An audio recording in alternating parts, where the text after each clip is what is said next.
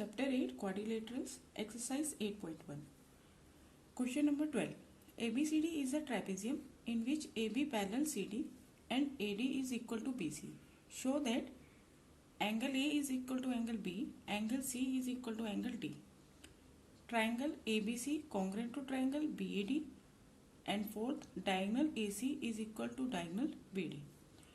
देखिए A B C D हमें सिर्फ इतना गिवन है, ये एक ट्रेपेजियम है जिसमें ए बी और सी डी दो पैरेलल लाइन है।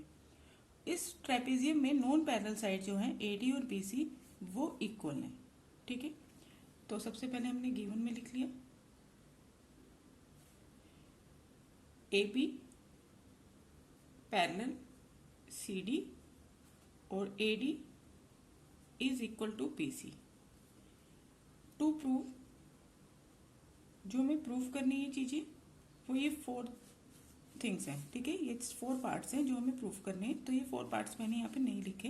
पहला पार्ट लिख देती हूँ, angle A is equal to angle B और second part angle C is equal to angle D. ये 2 चीज़ें हमें प्रूव करनी है, ए और बी इक्वल शो करने हैं और सी एंगल डी ये दोनों इक्वल हैं, ये शो करना है।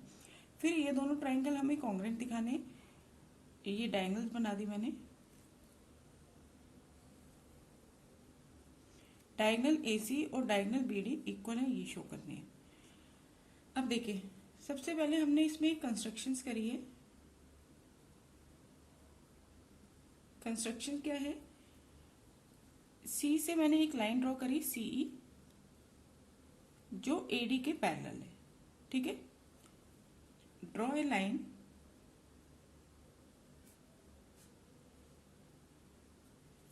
CE parallel DA। ठीक है, CE पैरेलल DA विच इंटरसेक्ट AB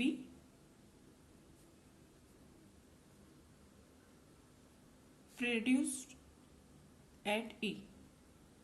जो AB को इंटरसेक्ट करती है जब AB को हमने प्रोड्यूस किया E तक। ठीक है, AB को हमने E तक बढ़ा दिया। अब स्टार्ट करते हैं प्रूफ। ये हमारा एक स्टेप था कंस्ट्रक्शन। अब देखिए इस वाले क्वाड्रिलेटरल में देखिए ADCE इन क्वाड्रिलेटरल ADCE AD और CE पैरेलल है बाय कंस्ट्रक्शन और AE CD के पैरेलल है। ठीक है, AD और CE पैरेलल है और AE और DC पैरेलल है। ठीक है, इन quadrilateral ADCE AD parallel CE, इसका रीजन है बाय कंस्ट्रक्शन, जो हमने कंस्ट्रक्शन की है उस वजह से। और AE पैरेलल है DC के, वो क्यों है, क्योंकि AB जो है वो पैरेलल है DC। ठीक है, AB पैरेलल है DC के, तो AB को ही अगर हम आगे प्रोड्यूस कर देंगे तो ये लाइन इसके पैरेलल ही रहेगी। ठीक है, अब देखिए दोनों पेयर जो है अपोजिट साइड्स वो क्या है, पैरेलल है। तो इसलिए ADCE क्या बन गया, एक पैरेललोग्राम बन गया। ठीक है, अब ये पैरेललोग्राम बन गया तो पैरेललोग्राम की अपोजिट साइड जो होती है वो क्या होती है, equal. And so AD is equal to EC। AD और EC इक्वल हो गए। और हमें गिवन क्या है, हमें एक और चीज गिवन है, AD is equal to BC। AD is equal to BC। अगर आप इन दोनों चीजों को कंपेयर करें तो आपको क्या मिलेगा, इन दोनों चीजों को AD इक्वल टू EC है और AD इक्वल टू BC है, तो इससे हमें मिला BC is equal to EC। ठीक है, इन दोनों को हमने कंपेयर किया, AD equal to EC, AD equal to BC, तो इससे हमें मिला EC equal to BC। BC और EC ये दोनों साइड हैं, BC और EC ये दोनों साइड क्या हो गई, इक्वल हो गई। अब हम आ जाते हैं इसी ट्राइंगल में, in triangle BCE BC is equal to EC। ठीक है, अब मैंने एक बार यहाँ एंगल्स के नेम लिख दिए। इस एंगल को, एंगल A को 1, एंगल 2 को, एंगल B को 2 इसको ले लिया एंगल 3, इसको एंगल 4, ये वाला एंगल हो गया 5, एंगल सी और एंगल डी 6। ठीक है, अब B C is equal to E C. इस वाले ट्रायंगल में, in triangle B C E, B C is equal to E C. अगर साइड्स इक्वल है तो उनके अपोजिट एंगल्स क्या होते हैं? इक्वल। तो बी सी का अपोजिट एंगल क्या है? एंगल 4। ई सी का अपोजिट एंगल क्या है? एंगल 3। तो हम लिख सकते हैं angle 4 is equal to angle 3। Reason लिखेंगे आप, opposite angle, opposite to equal sides are equal. जो साइड्स इक्वल होती है उनके अपोजिट एंगल्स भी इक्वल होते हैं। अब आगे आ जाइए,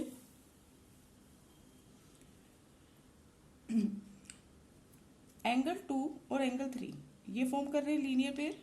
ठीक है, angle 2 plus angle 3 is equal to 180 degree, क्योंकि ये फॉर्म कर रहे हैं लीनियर पेयर एंगल्स।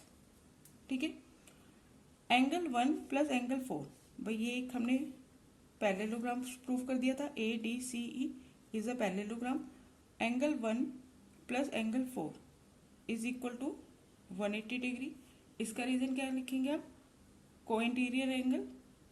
ठीक है, को इंटीरियर एंगल्स जो होते हैं इनका सम किसी पैरेललोग्राम में क्या होता है? 180 डिग्री होता है।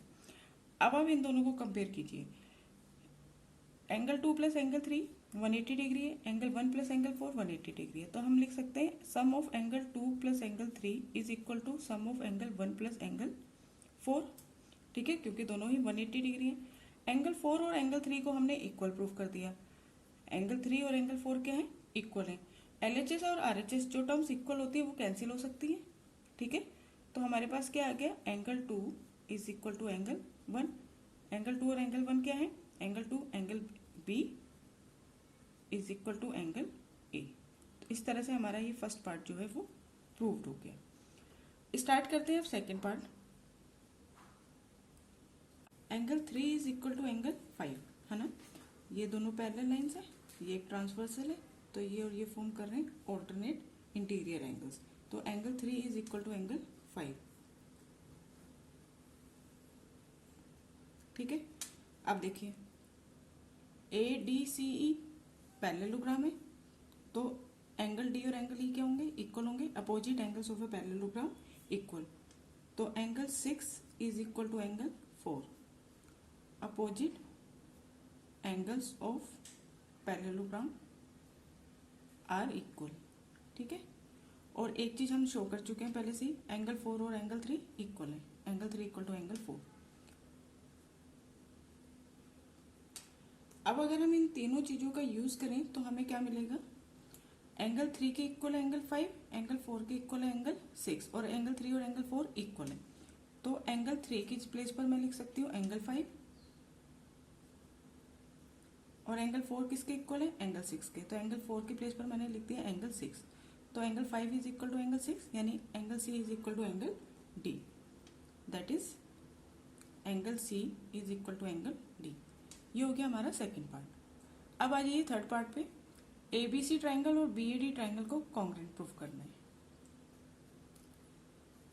तो हमने लिया in triangle ABC and triangle BAD।